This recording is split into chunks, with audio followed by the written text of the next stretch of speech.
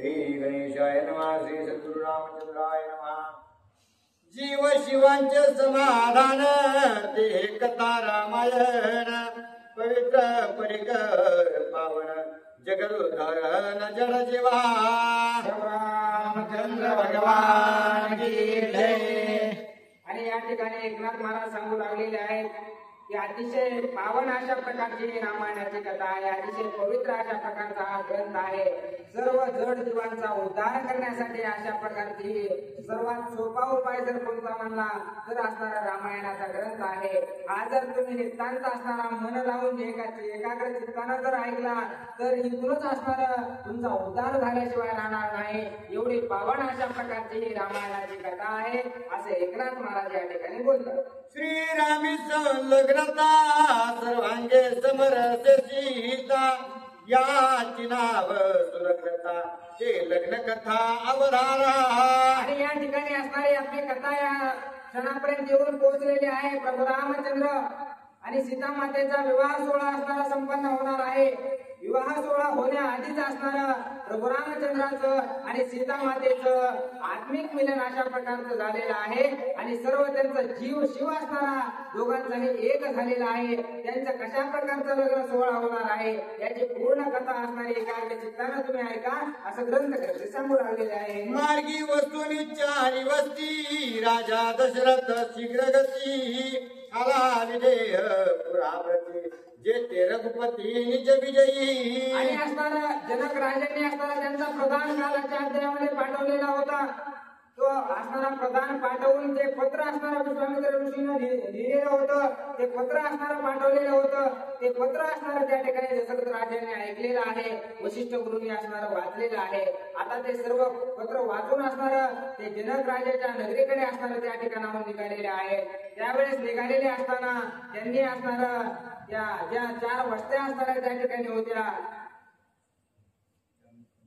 4 मुक्काम केले. आणि ते 4 मुक्काम करून असणारा त्या ठिकाणी जनक राजाच्या नगरीमध्ये असणारा दशरथ राजा वशिष्ठ गुरु आणि प्रभू रामचंद्राच्या माता असणाऱ्या पालखीमध्ये बसून असणारे सर्वजण माठामध्ये जनक राजाच्या नगरीमध्ये असणारा प्रवेश करू लागलेले आहे.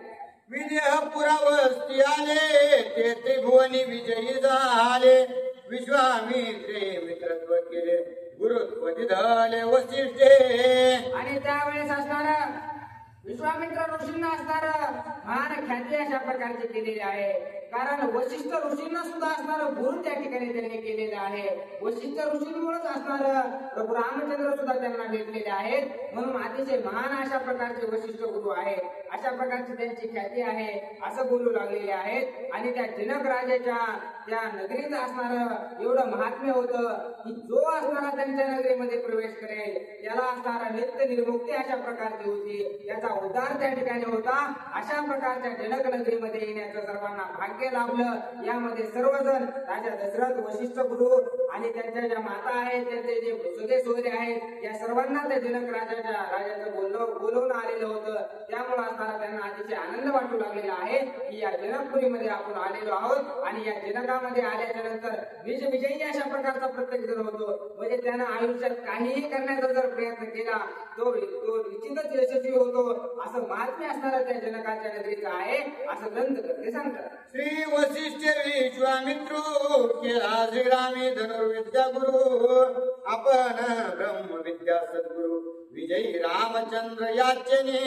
आणि वशिष्ठ गुरु असणारे त्या ठिकाणी त्यांना असणारं सर्व गोष्टींचं ज्ञान होतं. ज्ञानाचे गुरु अशा प्रकारचे वशिष्ठ गुरु होते. आणि धनुर्विद्येचं ज्ञान हे असणारं विश्वामित्र ऋषींकडे होतं. आणि या दोघांनी असणारं सर्व जे जगाचं ज्ञान आहे ते वशिष्ठ गुरूंनी प्रभू रामचंद्रांना दिलेलं आहे. आणि जे धनुर्विद्या आहे ती सर्व असणारे विश्वामित्रांनी प्रभू रामचंद्रांना शिकवलेली आहे. आणि या दोघांच्या ज्ञानातून असणारे प्रभू रामचंद्र घडलेले आहेत. या दोघांमुळेच असणारे प्रभू रामचंद्र पूर्णत्वास गेलेले आहेत असं ग्रंथकर्ते सांगतात. वशिष्ठ निष्ठाने निर्धारी दशरथ पावला विदेहपुरी रत्न कळसांची आहे ते जे आंबरे रवी लोपे. आणि ज्यावेळेस असणारा वशिष्ठ गुरूंच्या आशीर्वादानं, कारण वशिष्ठ गुरूंनी असणार सर्व काही मान विश्वामित्र ऋषींना दिला होता. प्रभू रामचंद्रांना सुद्धा वशिष्ठ गुरूंनीच असणार विश्वामित्र ऋषींना सोपवलेलं होतं. त्यांच्यामुळेच असणारा हा योग आपल्या जीवनामध्ये आलेला आहे. त्यांच्यामुळेच हा आनंदाचा क्षण आपल्याला पाहायला भेटत आहे असं दशरथ राजा म्हणू लागलेले आहेत. आणि असं बोलत असणारा त्या ठिकाणी त्यांनी जनक नगरीमध्ये प्रवेश केलेला आहे. त्यावेळेस असणाऱ्या त्या ठिकाणची भव्य दिव्य मंदिरं ज्यावेळेस त्या दशरथ राजांनी पाहिलेले आहेत.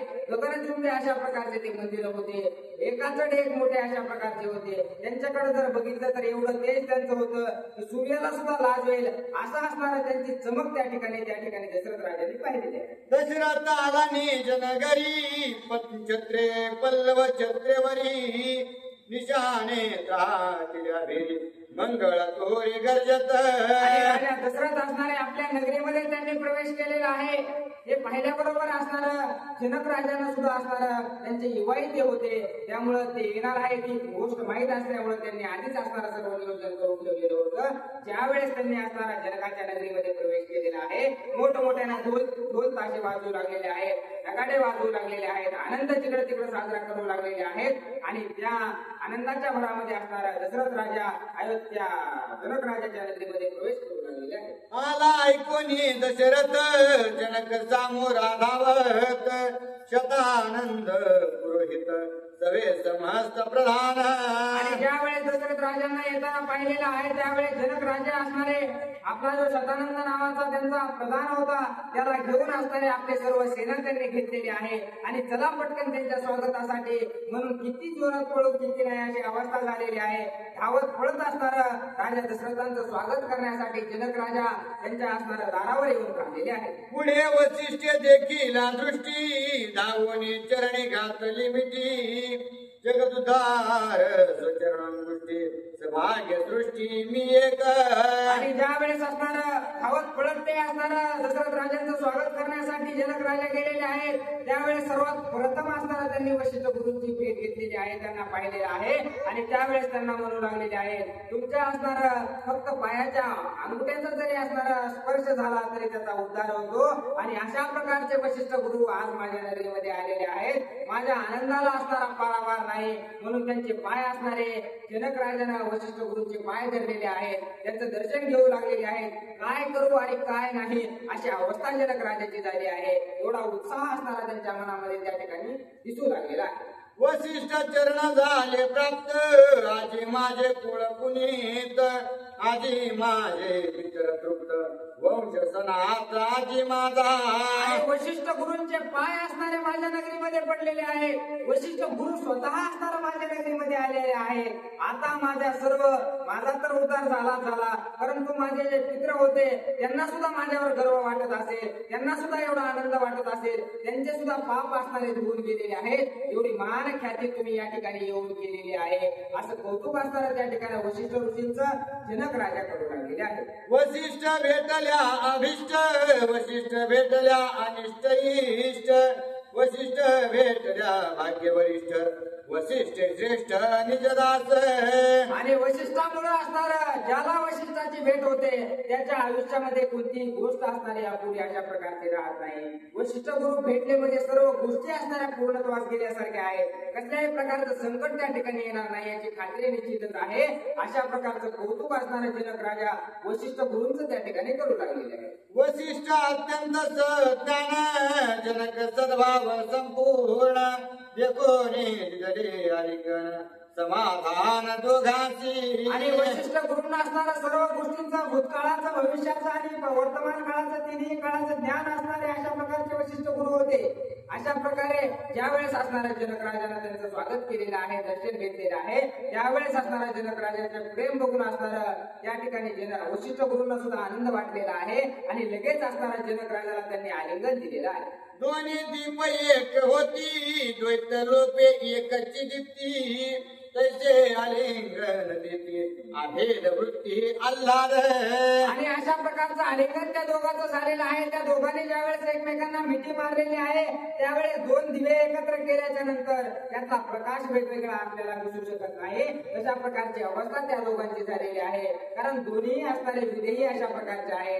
म्हणून असणारं एक रूप त्या ठिकाणी दोघं ज्यावेळेस त्यांनी मिठी मारलेली आहे त्यावेळेस दिसू लागलेली आहे. वसिष्ठ देहीच विदेही जनक सहजाची विदेही दोघे संदेह विदेही जिधले पाही आलिंगन. आणि दोघंही असणारे विधेही अशा प्रकारचे होते कारण त्यांना कोणत्याही गोष्टीचा लोभ मोह मद मत्सर अशा प्रकारच्या गोष्टी त्यांच्याकडे नव्हत्या. राज्याचा सुद्धा त्यांना लोभ नव्हता. कोणत्या गोष्टीचा गर्व अशा प्रकारचा नव्हता. विधेही अशा प्रकारचे दोघंही होते. म्हणून ज्यावेळेस असणाऱ्या त्या दोघांची भेट झालेली आहे त्यावेळेस तुझेपणा किंवा त्या दोघांमध्ये वेगळं कोण आहे हे ओळखणं सुद्धा असणारं कठीण होऊ लागेल. जनक वसिष्ठांचे भेटी आला धन माये सृष्टी पुढे दशरथ देखील दृष्टी उठा उठे आलिंगी. आणि ज्यावेळेस असणाऱ्या या दोघांची भेट झालेली आहे त्यावेळेस अतिशय गगनात मावेना अशा प्रकारचा आनंद दोघांनाही झालेला आहे. आणि त्यांची भेट होते का नाही तेवढ्याच असणारा दशरथ राजांकडे जनक राजांनी पाहिलेला आहे. लगेच असणार त्या गुरुपासून जाऊन असणार त्यांनी लगेच त्या दशरथ राजांना सुद्धा मिठी मारलेली आहे. आनंदानं असणारा कळवळू लागलेले आहे.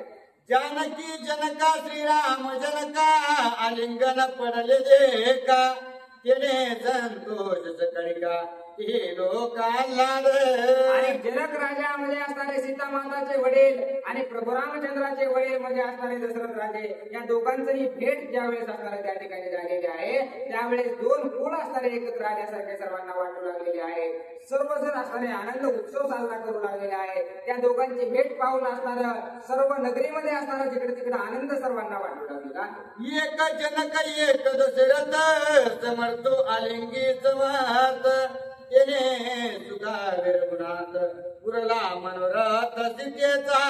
आणि ज्यावेळेस असणार प्रभू रामचंद्रांनी हे दृश्य पाहिलेलं आहे की दशरथ राजा आणि जनक राजांची भेट झालेली आहे त्यावेळेस दोन्ही वीर अशा प्रकारचे दोघंही होते. ते पाहून प्रभू रामचंद्रांना सुद्धा अतिशय आनंद वाटू लागलेला आहे. आणि सीतामाता सुद्धा ज्यावेळेस जनक राजांची आणि दशरथ राजांची भेट पाहू लागल्या त्यांना सुद्धा अतिशय आनंद त्या ठिकाणी वाटू लागलेला. दोघांची प्रीती आलिंगन दोघे राजे सुख संपन्न सितार गुणातांचे लग्न वेगी सुलग्न करावे. दोघांच्या भेटी घेऊन असणाऱ्या दशरथ राजांना सुद्धा तेवढाच आनंद असणारा झालेला आहे. कारण असणारा युवाही त्या ठिकाणी ते जनक राजा होणार आहे. दोघं जण असणारे कुटुंब एकत्र त्या ठिकाणी होणार आहे. त्यांची मुलगी असणारी आपल्याला सून म्हणून येणार आहे. म्हणून असणारा दशरथ राजांना आनंद आहे. आणि प्रभू रामचंद्रासारखा जावाई मला भेटला याचा सुद्धा जनक राजांना अतिशय आनंद वाटू लागलेला आहे. आणि दोघांची भेट झाल्याच्या नंतर आता लवकरात लवकर असणारे हे लग्नाचा कार्यक्रम आपण उठवून टाकू असं दोघंही त्या ठिकाणी बोलू लागलेले आहे. ते कोणी भरत आणि शत्रुघ्न राजा प्रधान विस्मयापन्न विस्मित मिथिलेचे जन राम लक्ष्मणा केवी आले. आणि ज्यावेळेस असणाऱ्या त्या ठिकाणी भरत आणि शत्रुघ्न दोघंही असणारे त्या ठिकाणी दशरथ राजांसोबत आलेले होते. त्यांच्याकडे ज्यावेळेस असणाऱ्या जनक राजांना पाहिलं त्यावेळेस ते म्हणू लागलेले आहे की हे प्रभू रामचंद्र आणि लक्ष्मणजी तुमच्या सोबत कसं काय आले अशा प्रकारचा प्रश्न असणारा जनक राजांनी दशरथ राजांना विचारलेला आहे. काही झाला अपमान किंवा चुकले विधी विधान दोघे आले हे रुसून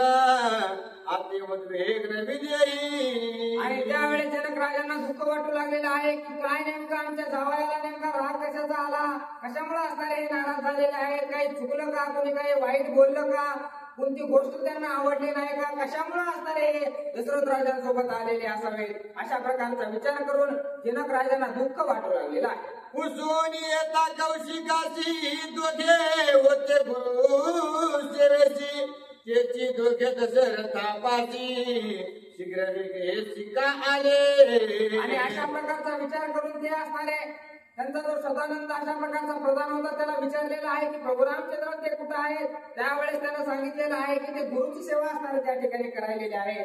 मग असणारे ते दोघं जर गुरुची सेवा करत आहेत तर असणार दशरथ राजांसोबत दोघं कोण आलेले आहेत अशा प्रकारचा प्रश्न असणारा जनक राजांच्या मनात पडलेला आहे. जनक वसिष्ठाशी पुष्य आपण राम लक्ष्मण दोघे जण येथे का आले रुसून कोण विधान मी चुकलो. आणि त्यावेळेस असताना कुणाला बोलावं कुणाला विचारावं आता काय बोलावं असं ज्यावेळेस जनकराजाची अवस्था झाली त्यावेळेस हळूच असणारा त्यांनी वशिष्ठ गुरूंना विचारलेलं आहे. प्रभू रामचंद्र आणि लक्ष्मण या ठिकाणावर का आलेले असावे, त्यांना काय कोणत्या गोष्टीचा राग आला का, कोणती गोष्ट पटली नाही का, नेमकं काय झालेलं आहे असा प्रश्न जनकराजा वशिष्ठ गुरूंना विचारला. विदेहासी सांगे वसिष्ठ राम लक्ष्मण ते ज्येष्ठ भरत शत्रुघ्न हे कनिष्ठ सांगता स्पष्ट कळेना. आणि ज्या वेळेस असताना वशिष्ठ गुरु बोलू लागलेले आहेत ते असणारे प्रभू रामचंद्र आणि लक्ष्मण हे दोघंही मोठे भाऊ आहेत आणि त्यांचे लहाने भाऊ असणारे भरत आणि शत्रुघ्न आहे. अशा प्रकारचं सांगितल्यानंतर सुद्धा असणारा जनक संभ्रम असणारा दूर झालेला नाही. रूपरेखा समसमान खानमान गुण लावण्य ये दोघे राम लक्ष्मण भरत शत्रुघ्न ते कवन. आणि त्यावेळेस असणारे जनक राजे म्हणू लागलेले आहेत की असणार हे प्रभू रामचंद्र आणि लक्ष्मणासारखे दिसू लागलेले आहेत. भरत आणि शत्रुघ्न कशा प्रकारचे दिसतात, ते नेमके कोण आहेत, अशा प्रकारचा प्रश्न जनक राजा करू लागलेले आहेत. ऐसे बोलता वैद्यहासी हास्य आले वसिष्ठासी मग बैसवणी सावकाशी वृत्तांताचे सांगत. आणि अशा प्रकारचं बोलणं ज्यावेळेस जनकराजांचं ऐकलेलं आहे त्यावेळेस वशिष्ठ गुरूंना हसू आलेलं आहे. नेमकं प्रभू रामचंद्र आणि लक्ष्मण हे भरत आणि शत्रुघ्नाला का म्हणत असावे म्हणून असताना त्या ठिकाणी वशिष्ठ गुरु हसू लागलेले आहेत आणि हसत हसत जनकराजांना खाली बसवलेलं आहे. काय वृत्तांत आहे, काय नेमकं हे भरत आणि शत्रुघ्न का प्रभू रामचंद्रासारखे दिसतात याचा वृत्तांत मी तुम्हाला सांगतो. म्हणून जनकराजाला आपल्या जवळ वशिष्ठ गुरूंनी बसवलेला आहे. भरत रामपिंडाचा अर्ध भाग तो राम रूपी दिसे सांग शत्रुघ्न सौमित्राचा भाग त्याचे सर्वांग तद्रुप. आणि भरत जो आहे तो असणारा प्रभू रामचंद्राचा जो प्रसाद असणारा त्या ठिकाणी होता त्याच्या अर्ध्या भागाचा असणारा हा भरत आहे. आणि शत्रुघ्न जो आहे तो लक्ष्मणजीचा जो प्रसाद होता तो असणारा त्या ठिकाणी कैकेयीला दोघांचाही प्रसाद अर्धा अर्धा दिला होता. यातून असणारे हे भरत आणि शत्रुघ्न झालेले आहेत. म्हणून त्यांच्यासारखे असणारे हे दोघंही सारखेच दिसतात. त्यात कसल्याही प्रकारचा फरक असणारा कोणीही करू शकत नाही असे ते आहेत. म्हणून अशा प्रकारे ते प्रभू रामचंद्र तुम्हाला वाटले असं वशिष्ठ गुरु पुरु वृत्तांत असणारा जनक राजाला सांगू लागले. हे चतुर्विध चारी मूर्ती एक रूपे चतुर्धा भासती ऐसे आहे कोणी भूपती विस्मय चित्ते तटस्थ.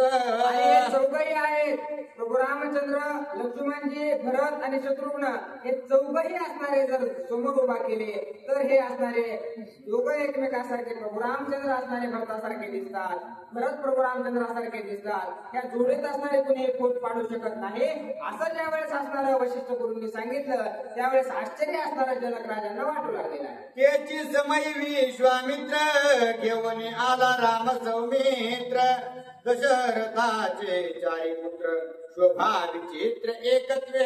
अशा या दोघांच्या गप्पा चालू होते का नाही असणारा तेवढ्यात विश्वामित्र ऋषी असणारा आपल्या दोन्ही प्रभू रामचंद्रांना आणि लक्ष्मणजीला शिष्याला घेऊन असणारा त्या ठिकाणी त्यांच्या भेटीसाठी किंवा स्वागतासाठी आलेले आहेत. आणि ज्या वेळेस त्या चौघांनाही पाहिलं त्यावेळेस अतिशय नवल असणाऱ्या त्या ठिकाणी जनक राजांना वाटू लागलेला आहे. एकता चतुर्मूर्ती चतुरर्क पाहणे पाहता अवघेक कोणी जनका परमसुख परम पुरुष हे चारी. आणि या चौघांकडेही ज्या वेळेस असणार जनक राजानं पाहिलेलं आहे चारही मूर्ती ज्या वेळेस पाहिलेल्या आहेत प्रभू रामचंद्र भरत लक्ष्मणजी आणि शत्रुघ्न या चौघांकडे बघून अतिशय नवल त्यांना वाटू लागलेलं आहे. अतिशय असणारे सुंदर त्या ठिकाणी हे चौघही दिसू लागलेले आहेत. कुशध्वज माझा कनिष्ठ बंधू त्याच्या कन्या स्वरूप सिंधू भरत शत्रुघ्ना करू वधू उर्मिला संबंधू लक्ष्मणासी. आणि त्यावेळेस असणारा माझा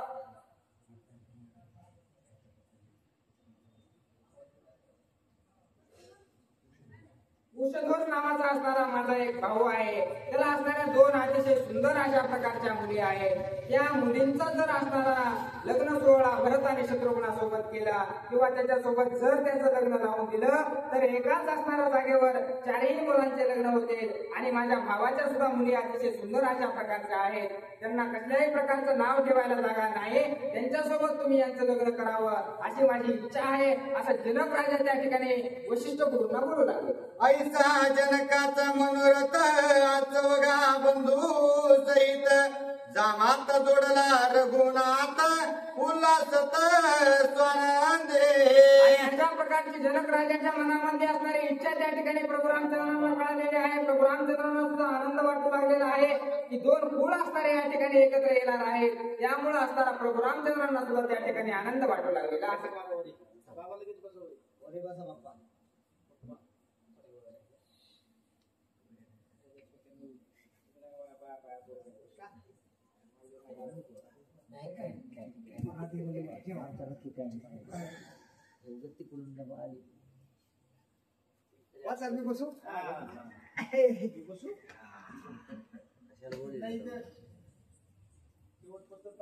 तुम्हाला कशाला बोललेलं मग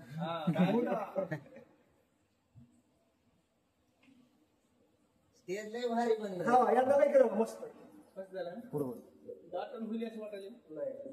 ह्याला काय करू थोडं पुढे घेऊ नाही हेच पुढे घेतलं का पण बरोबर होतं एकदम बसता येते